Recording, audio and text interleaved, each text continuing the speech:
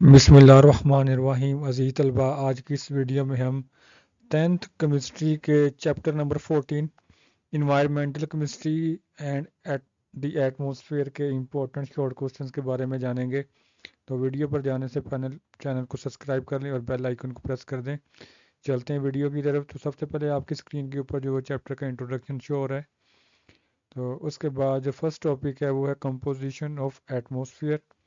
तो यहाँ पे सबसे पहले आपने एटमॉस्फेयर की डेफिनेशन जो है इसको एज अ शॉर्ट क्वेश्चन तैयार करना इंपॉर्टेंट डेफिनेशन है।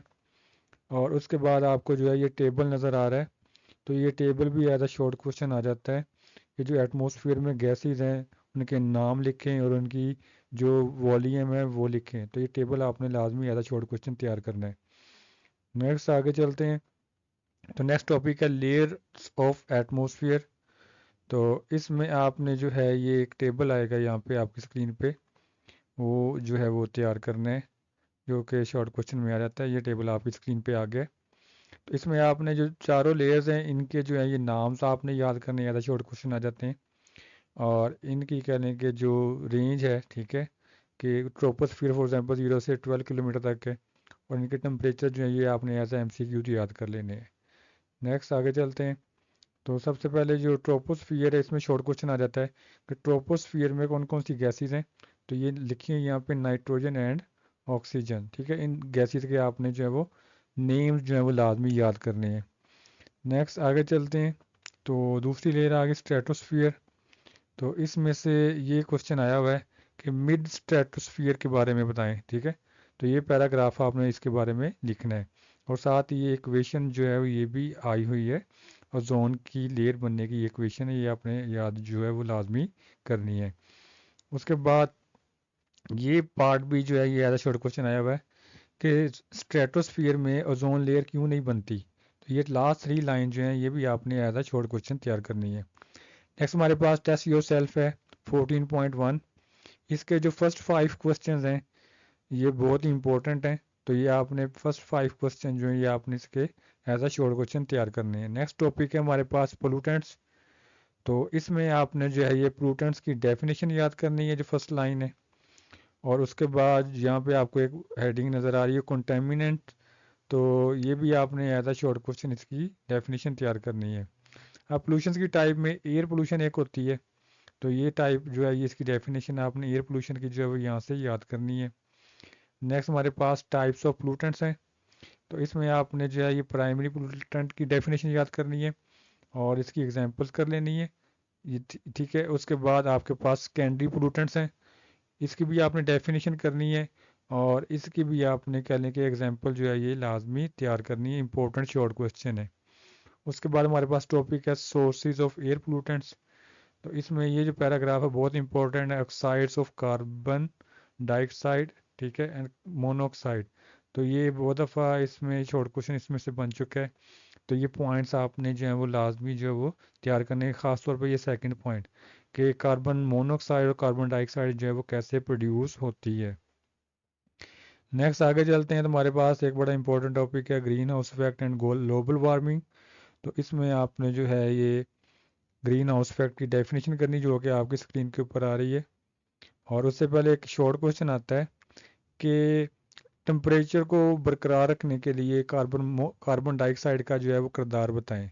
तो ये जो यहाँ पे लाइंस आपको नज़र आ रही हैं इसमें जो है ये इस क्वेश्चन का आंसर मौजूद है कि कार्बन डाइऑक्साइड जो है इसका क्या किरदार है ग्रीन हाउस इफेक्ट में। उसके बाद ये हेडिंग है ग्रीन हाउस इफेक्ट की, तो ये आपने इसकी डेफिनेशन यहाँ से कर लेनी है। ग्रीन हाउस इफेक्ट की इंपॉर्टेंट डेफिनेशन है। और इस तरह ग्लोबल वार्मिंग की भी आपने डेफिनेशन कर लेनी है, ठीक है। ये लास्ट 2 लाइंस जो है। नेक्स्ट आगे चलते हैं। तुम्हारे पास है जी इफ़ेक्ट्स ऑफ ग्लोबल वार्मिंग।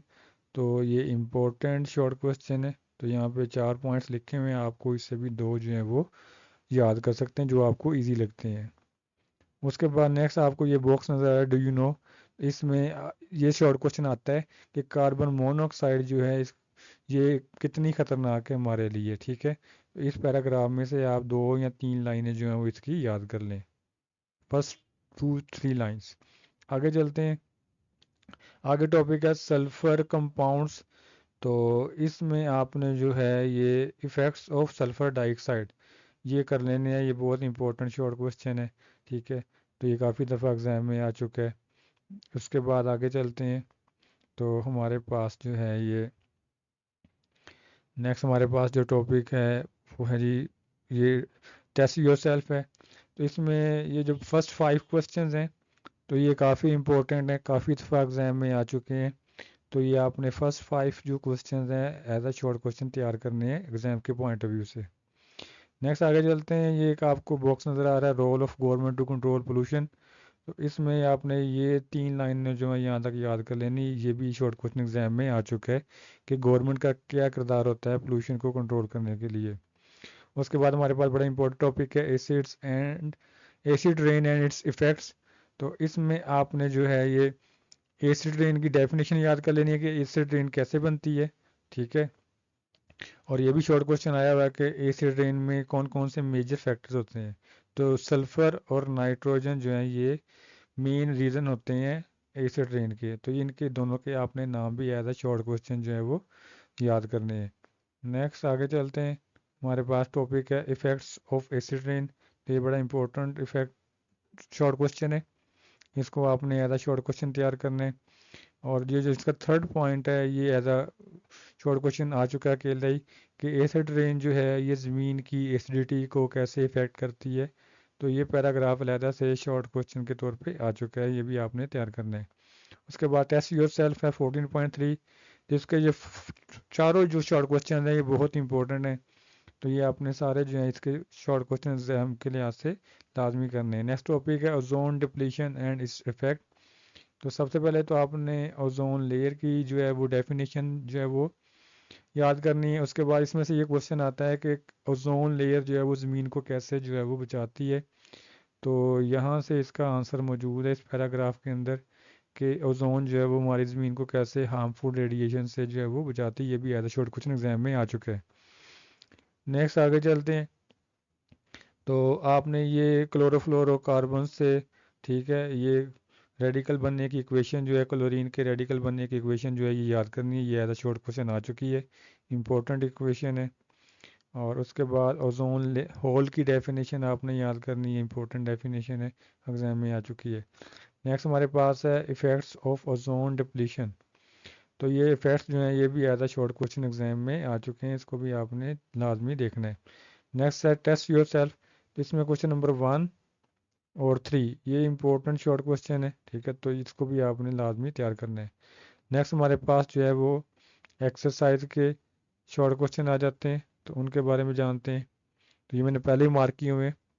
तो क्वेश्चन नंबर 2 जो है ये बहुत इंपॉर्टेंट है। इसी तरह क्वेश्चन नंबर 3 जो है ये भी काफ़ी दफ़ा एग्जाम में आ चुका है।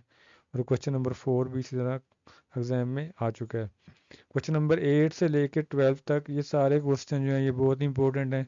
इनमें से कुछ क्वेश्चन ऑलरेडी हम जो हैं वो चैप्टर में डिस्कस कर चुके हैं। उम्मीद है आपको ये वीडियो पसंद आई होगी। अपना बहुत सारा ख्याल रखिएगा। अल्लाह हाफिज़।